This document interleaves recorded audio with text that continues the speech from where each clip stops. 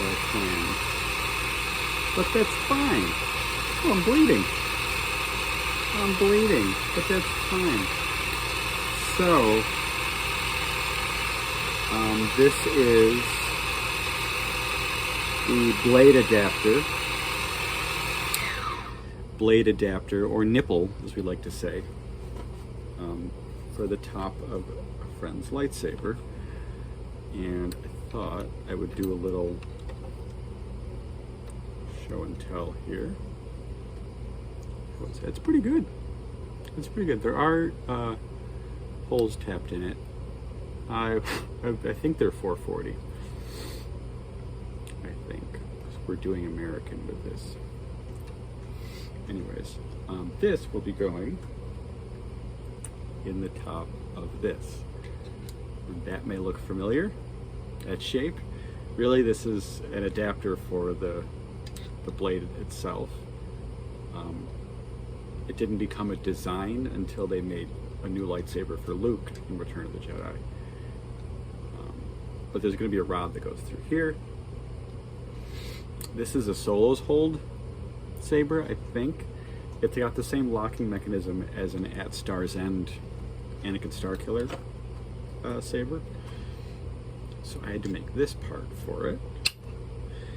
And then let's take the clamp, open it up, the bayonet lock. Some of my Sharpie is still on here, which is a little alcohol will take care of that. But one of the first things I had to do underneath the nipple is a bearing for the rotating rod. And I don't know if you can see that. Here's the lens here. Maybe you can't. There is a bushing surrounding this bearing, is press fit into a bushing, which is then press fit into the emitter itself. This was an FX saber, so there's like 3 layers inside this emitter part. Let me see if I can get some light on this for you. You can kind of see that, right? There we go. There's a press fit aluminum sleeve around this bushing, and then some set screws inside of here in layer number 2 to pinch that into place. So that's pretty good. That's all locked in, and this is going to sit on the rod right above that bearing like the original, which is pretty cool. I took the emitter plate down too a little bit. Then the bottom of the saber, there's the motor I was sent, and surrounding the motor is solid metal. It's aluminum.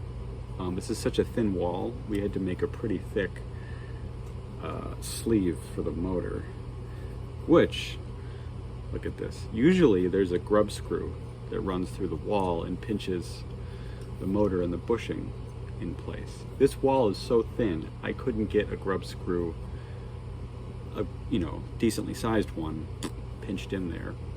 I could set it with a pin or a grub screw, but it still rattled. It wouldn't actually secure it. So to get some clamping force, there is now a countersunk brass screw that I took an old one. I think it's this. I got this tray of stuff from the estate sale, and there were a bunch of cool brass screws. And I took that, I lathed it down, reshaped it. But so now it doesn't poke above the surface, thankfully. There we go. So that literally holds in the sleeve, the mount for the motor, and the mount itself has a grub screw to clamp the motor into it. And it goes down pretty far. I want to say it goes down to about here. It's pretty deep. I could have just done a little ring, but I wanted some more meat to it, because when this spins, there's a decent amount of kick from these motorized sabers, and there's a little bit less space for the motor to move if the bushing is a little longer. it will transfer force to the hilt, but it won't like rattle it around inside of there as much. This does have some interesting set screws here. This is an interesting kit. I have not seen a Solos Hold kit until now. And I think some of this is a different kind of aluminum, because, not bad. This, I have the FX emitter. This emitter plate is the same size as the prop, where the bearing goes. The FX ones have a bigger hole for those light up blades that people like to make. I tried to use that for the bushing, and it took forever cutting it on this. I don't know why. It seemed like a much harder version of aluminum. Even this, when I took all of these pieces, the emitter slices and this stuff, and I chucked them into here to strip them and smooth them out when I was done. And that took longer than it normally does, working on aluminum. So maybe I'm crazy, but it could be a different kind of aluminum. Anyways, that's in place now. It's not going anywhere. You can actually, let's see if I have, if we take, that's an Allen socket. Let's see. If we take a slotted screw here, driver. It's such a small screw. You can always replace it with something, but see how thin I had to make? You can see it right up against my nose, I guess. I really had to carve this screw up quite a bit. Look at how short it is. I'm sorry. Look at how short this is. Let's see. 1, 2, 3, 5 threads. That's it. Anyways, so now this will slide out. There's the whole very thin FX body. And so this is the pretty chunky mount, which that's the hole for the body. There we go. There's this grub screw pinches the motor in here really, really tight. That's not going anywhere. There's nothing special about this beyond it being a lathed and stripped piece, faced and turned and stuff like that. It looks pretty. You can see I mean, it's all smooth now, but you can kind of see, maybe you can't. The turning pattern, the rings are on here, maybe there. A little bit. It's all smooth now, though. There's a lot of stuff on this table right now.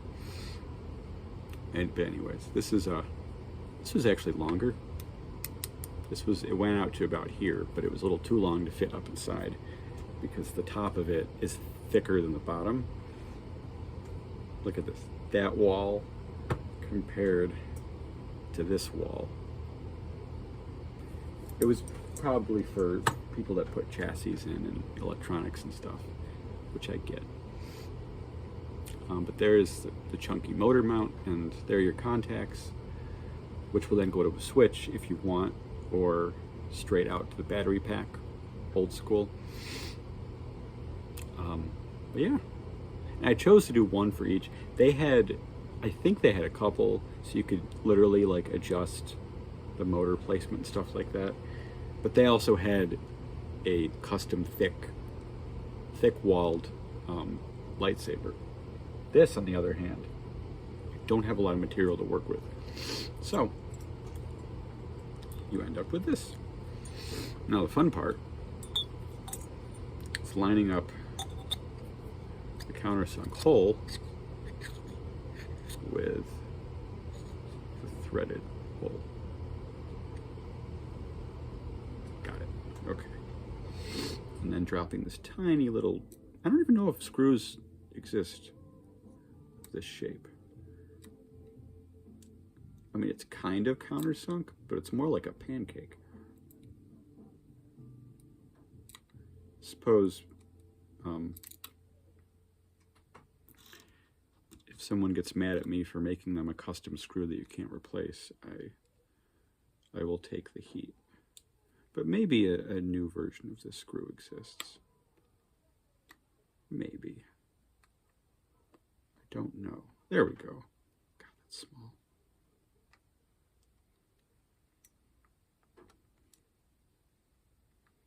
Yeah, and I countersunk it because it's a curve. When you put a flat screw into a curve, the edges sometimes poke out. So I had to countersink this deep enough that the whole flat surface came below the curvature of the saber body so that the clamp could go over it. Okay, those are in place. That's tight. And see, this is where you would attach the adapter, and then the rod that would spin would go up through here. And let's see. This little bayonet lock system. A lot of the FX sabers are like that. I used to have an Anakin Starkiller one, and it did the same thing. It locks in. It's a little rattly. That's not my job. That's Solo's hold and the owner. They can figure that out. I'm just here to machine the bushings and stuff like that. There it is. And oh wait, might want to clamp, right?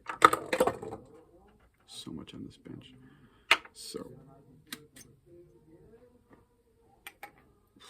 let's see. These Graflex clamps are band clamps. So they wrap around and then tighten down. Now, ironically, the three screws, the bayonet screws, they're differently spaced, so it only goes on one way. That's clever. But now let's clamp that down. Yeah, this still maybe some. I would use packing tape underneath there to thicken it out, and then maybe back the bayonet screws out a little bit for tension. But I'm a fan. I'm a fan.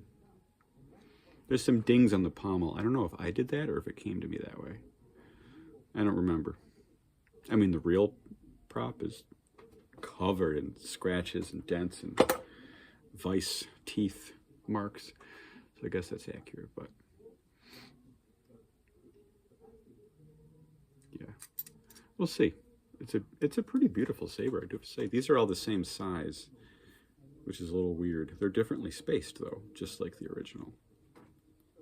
I'm a fan.